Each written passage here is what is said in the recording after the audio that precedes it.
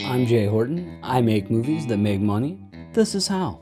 If you want to learn how to make more money with your indie film, subscribe now. Today I'm going to share the techniques that I use to get my documentary film, Don't Call Me Bigfoot, to stream over 2 million minutes a week on Amazon. It hit over 3 million last week, and this is only on Amazon. It's recently been delivered to other platforms. Let me start by saying this. This is not a bulletproof plan. There's an element of luck that goes into every film's success or failure.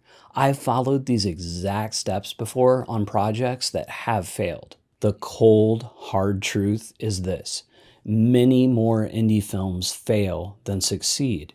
If you make a movie, the odds of it making a profit are not good. This is just the world we're living in. But if you follow these steps, you can dramatically increase the odds of your success. So let's do it. 1. Study the market. Pick the right genre. I did a whole other video about this, which you can check out right here. In the case of Don't Call Me Bigfoot, I knew I wanted to do a documentary on Bigfoot, but what kind? What was my angle gonna be?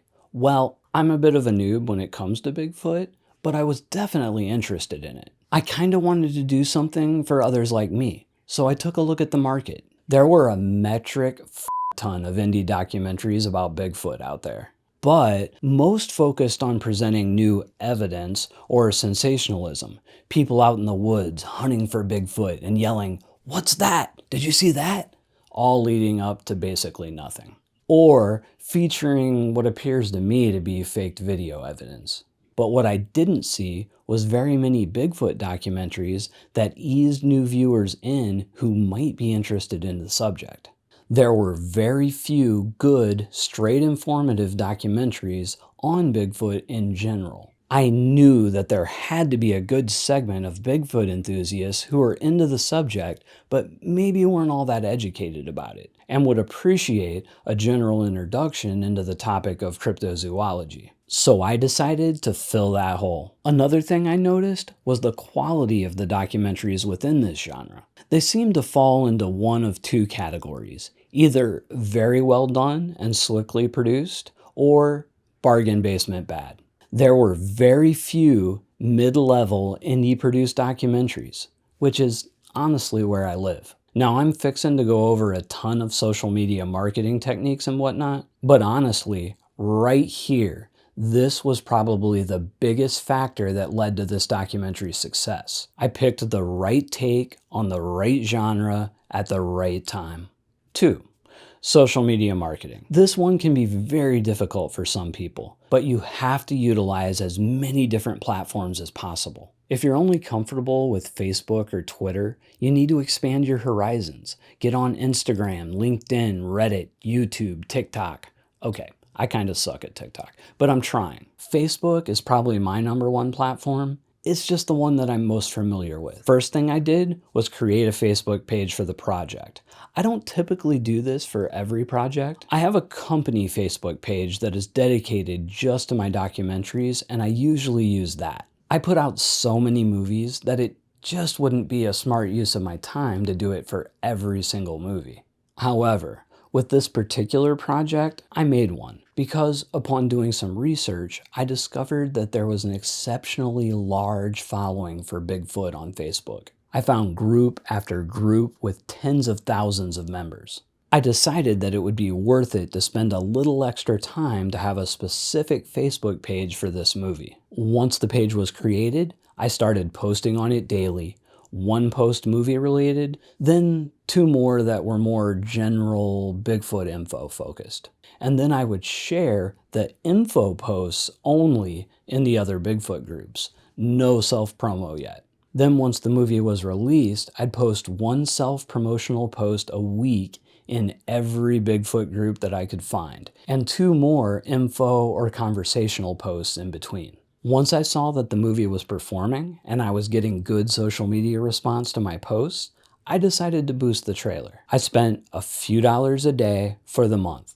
The second best platform for promotion for me is YouTube, and it's the one that most indie filmmakers don't use properly when it comes to marketing their films. I make clips from the movie that are 3 to 5 minutes long. I create 5 to 6 of them in addition to my trailer. I put my SEO and keyword phrase homework to use in the description and tags, and schedule the videos to come out once a week for the next 5 to 6 weeks.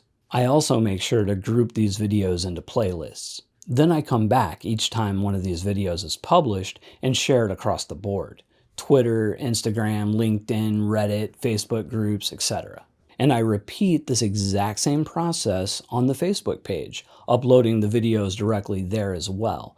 But I'm careful to do this on different days and not to overlap posting with my YouTube shares.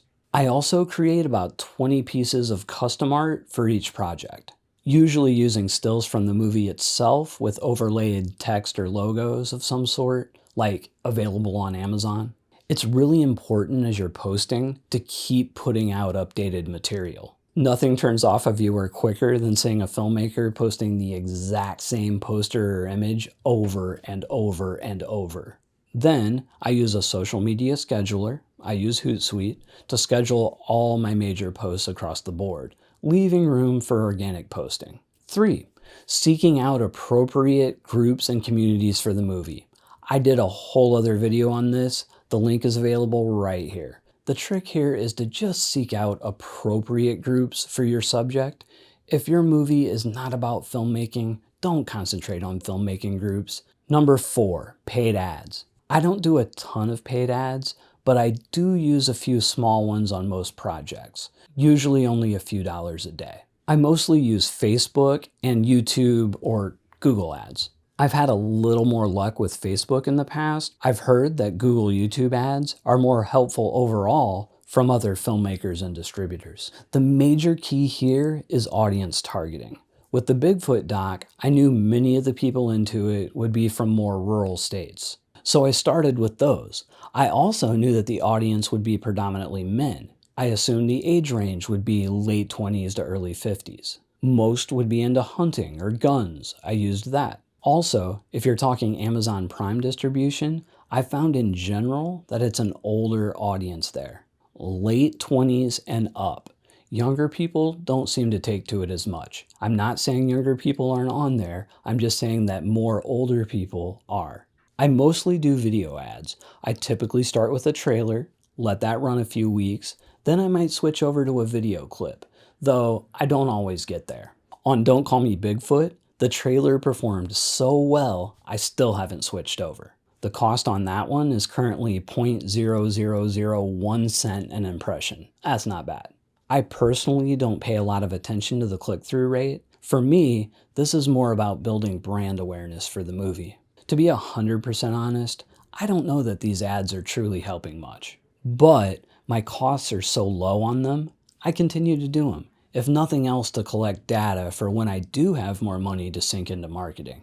Number 5, teaming with other filmmakers. Now, I didn't do this on Don't Call Me Bigfoot. However, I have an alien documentary that came out a few weeks later called I Want to Believe that I am doing this on, and it's paying off very well. And this one was not my idea. Another filmmaker who works in the same subgenre contacted me and asked about posting for each other in various groups. He had compiled a huge list of these groups, over 100 of them, and I joined them in batches. And then, a few weeks later, we both started posting for one another in these groups. If done right, it can be very beneficial, especially if you can find someone to do this that you actually trust to hold up their end of the bargain. Following these steps, Don't Call Me Bigfoot has went on to stream at least 2 million minutes a week for over 6 weeks, and is still growing. It did 3 million minutes last week. Like I said at the start, there's also a bit of luck and timing that I'm sure entered into this. But here I sit, and with a little work, you can do it for your film too. If you want to learn how to make more money with your indie films, subscribe to my channel. And if you'd like to help me level up the quality and the frequency of these videos, please consider supporting me on Patreon. But whatever you do, keep making movies.